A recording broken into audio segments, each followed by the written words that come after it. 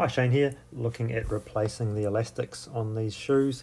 In So Easy, we have got it written down as Fit Laces Sports Elastic without toggle.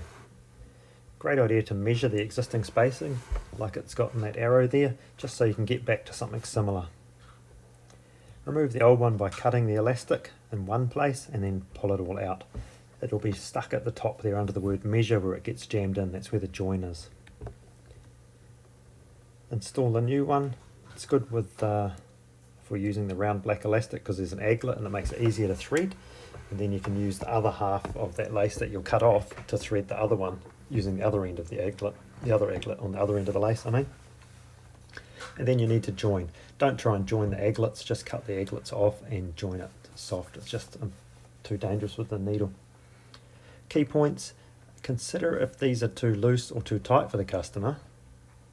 If they're too loose, we can shorten the elastic or make sure our elastic's a bit less stretchy. If they're too tight, we can put a bit more elastic in. Once you've got the elastic out, just compare their existing elastic with our new elastic and make sure they're a similar stretch. If they're different, like our elastic might be much stretchier, well, you might need to use a bit less elastic, as long as you get back to that similar measurement that you took in the main step number 1. And you need to allow about 15 millimeters for an overlap. I normally just atom them side by side and then stitch them, and then a bit more atom just to make sure the stitches stay there. In some there's enough space to put a knot, but not on these ones. Reasons why: we want them to be a good fit.